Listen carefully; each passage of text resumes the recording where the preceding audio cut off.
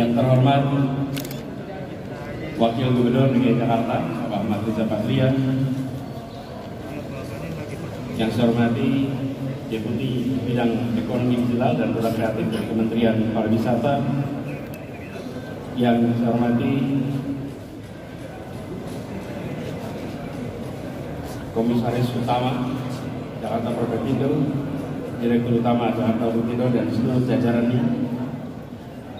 Yang saya hormati Ketua Dewan Kesenian Jakarta, Bapak Anton Siombing dan seluruh jajaran Dewan Kesenian Jakarta, Sekretaris Yayasan Seni Budaya Jakarta. Juga saya hormati Ketua Majelis Adat Badan Musyawarah Betawi, Bapak Haji Nuri, dan juga para tokoh masyarakat Betawi yang hadir di sini. Kita boleh bertepuk tangan untuk para tokoh masyarakat Betawi yang hadir di sini. Perwakilan keluarga, Ibu Rahmi, putri dari Bapak Ismail Marzuki, Bapak Iskandar, dari keluarga Emilia Sunasa, juga Ibu Maya, putri dari Bapak Sujoyono, dan Ibu Mersiana dari Yayasan Usman Effendi.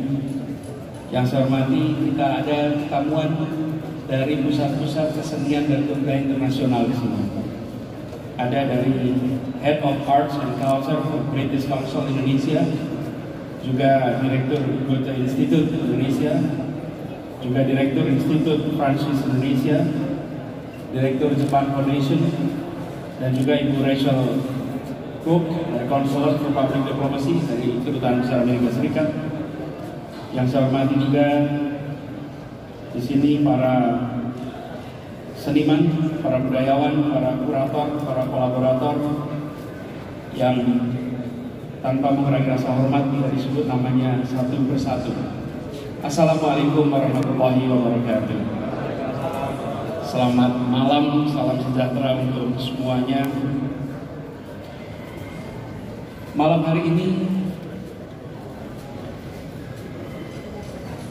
adalah malam yang sangat membahagiakan.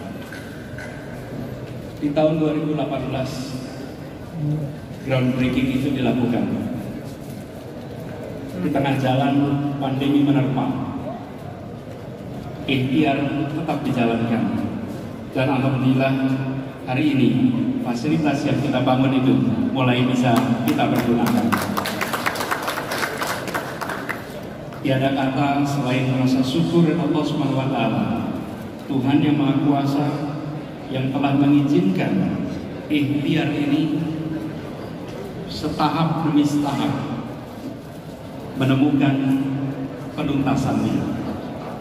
Kita semua bersyukur bahwa Pusat Kesenian Jakarta Taman Ismail Marzuki sejak berdirinya November 1968 terus menjadi tempat di mana karya bidang kesenian ditumbuhkan, pribadi-pribadi menjadi seniman dibesarkan.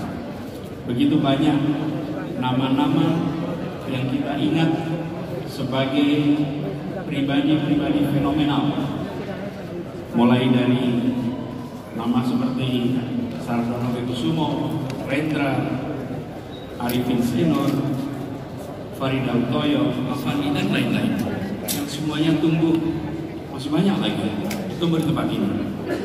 Tapi Taman Ismail Marzuki bukan tentang masa lalu. Taman Ismail Marzuki adalah juga tentang masa depan. Yang disiapkan hari ini adalah untuk masa depan. Karena itu saya menyambut baik apa yang disampaikan oleh Ketua Dewan Kesenian Jakarta, Bung Danton, tentang visi ke depan. Kita melakukan revitalisasi ini bukan tentang bangunan fisik. Ini adalah tentang membangun ekosistem di mana kegiatan kesenian, kebudayaan bisa tumbuh berkembang, dan kita ingin Jakarta menjadi salah satu pusat kebudayaan dunia, dan ini menjadi salah satu kontributor pentingnya lewat Taman Ismail Marzuki. Karena itulah Kita berharap sekali setelah penuntasan ini pemanfaatannya sesungguhnya untuk pengembangan bidang seni, pengembangan kebudayaan. Saya ingin garis bawahi, tempat ini nantinya harus dikelola sebagai sebuah tanggung jawab negara untuk memajukan seni dan kebudayaan. Tempat ini tidak boleh dijadikan sebagai tempat untuk mencari keuntungan, karena di sini bukan soal keuntungan. Kita ingin kebudayaan, kesenian sebagai kehidupan, bukan semata-mata sebagai penghidupan. Banyak sekali yang menempatkan kesenian kebudayaan sebagai penghidupan. Kita ingin sebagai kehidupan tempat ini. Karena itu pemerintah harus mengalokasikan anggaran yang cukup sehingga kegiatan seni budaya bisa berkembang dengan baik. Salah satunya di mana? Di Taman Ismail Marzuki.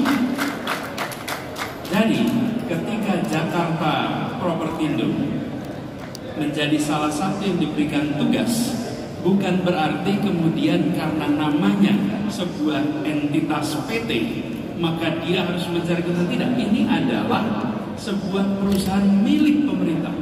Pemerintah punya dua tangan, satu namanya dinas, satu lagi namanya BUMD. Dua-duanya adalah milik negara. Yang dinas bekerja mengikuti SOP tata kelola pemerintahan sebuah instansi pemerintah. PT yang milik DKI bekerja dengan keleluasaan sehingga rekrutmen orang, manajemennya semua bisa dijalankan dengan standar yang tinggi, dengan standar yang lebih di atas ketika kita menyelenggarakan sebagai badan milik atau sebagai instansi pemerintah seperti dinas. Itulah sebabnya. Tetapi pemerintah harus mensupport Jakpro. Jakpro harus memberikan anggaran yang cukup agar Jakpro tidak perlu mencari keuntungan dari tempat ini, tapi Jakpro bisa mengelola ini sebagai sebuah entitas swasta. Sebagaimana kalau BUMN dapat tugas proyek perintis, BUMN itu dikasih tugas di tempat yang nggak bisa untung, karena kalau untung biarkan swasta. Tempat yang nggak bisa untung, disitulah BUMN mainkan peran. Inilah yang dititipkan kepada Jakpro. Dan kita berharap, saya ingin garis bawahi pesan ini, seperti kita membangun lapangan, teman-teman sekalian, Jakarta itu membangun lapangan sepak bola berstandar internasional, standarnya FIFA, lokasinya di kampung-kampung, tapi lapangannya setara dengan lapangan JIS dan setara dengan lapangan-lapangan internasional dunia lain. Ada sertifikatnya dari FIFA, tapi di tempat itu dipasang tulisan sebesar-besarnya, lapangan ini berstandar internasional dan tidak boleh dikomersialisasikan. Ya, jadi waktu lihat aja, kalau datang ke lapangan-lapangan besar itu, nanti ada tulisannya, lapangan ini memang standarnya internasional, tapi tidak dikomersialisasikan. Kenapa? Supaya anak-anak kampung bisa merasakan lapangan standar global dan biarkan mereka punya mimpi. Ini Jakarta, kita mampu membiayai. Hal yang sama kita harapkan di Taman Ismail Marzuki. Nantinya tempat ini menjadi pusat kebudayaan kelas dunia, muncul karya-karya kelas dunia, muncul seniman-seniman kelas dunia, dan ini ditopang oleh pemerintah. Nah, kami berharap ini nanti diteruskan, karena komitmen ini harus dilaksanakan negara. Saya hanya bertugas sampai Oktober. Saya berharap ini pesan ini harus dijaga oleh siapapun yang bertugas di Jakarta, bahwa ini adalah bagian dari tanggung jawab negara memajukan kebudayaan. Mudah-mudahan ini semua bisa berlangsung panjang, dan kita ingin lihat bukan hanya gedungnya yang mempesona, tapi karya-karya yang muncul dari tempat ini itu yang harus mempesona. Pesan utama, jangan cuma mentargetkan menjadi seniman yang tuan rumah di negeri sendiri. Menjadi tuan rumah di negeri sendiri itu baik, tapi jauh lebih baik lagi tuan rumah di negeri sendiri dan seniman yang mempesona di negeri orang. Itu yang harus kita targetkan. Jadinya bukan jago kandang, tapi dibesarkan di tempat ini untuk bisa jago tingkat global. Ini adalah harapan dan cita-cita. Nah, kita berharap mulai dari sini. Kuncinya di mana? Kurasi. Dan DKJ kita titipkan amanat itu pada Dewan Kesenian Jakarta. Supaya tempat ini betul-betul punya standar yang tinggi. Terus sekalian, kebudayaan yang akan nanti muncul di tempat ini insya Allah akan bisa mempesona. Bukan hanya kita, tapi dunia. Saya garis bawahi, kita harus targetnya jauh lebih tinggi. Kita warga Jakarta, kita warga Indonesia, dan kita warga dunia. Jangan lupa yang ketiga ini. Kita harus tinggikan target itu. Michelangelo, seorang pelukis yang sangat terkenal, pernah mengatakan begini. Ini bukan kata saya, ini kata Michelangelo. What I am afraid of is not that you fail to achieve your target. What I am afraid of is that you you achieve your target and your target is too low. Yang saya takutkan bukan Anda gagal meraih target. Yang saya takutkan adalah Anda berhasil meraih target dan target yang Anda raih terlalu rendah. Mari kita tinggikan target di tempat ini. Mari kita globalkan target kita. Sehingga kita semua dari tempat ini muncul karya-karya yang bisa mewakili Indonesia di dunia. Jadi dongengnya bukan Jakarta menerima tamu global saja, tapi dari Taman Ismail Marzuki kita mengirimkan seniman budayawan ke lapar internasional. Itu adalah sebuah harapan yang kita miliki. Mudah-mudahan setahap demi setahap bisa tercapai.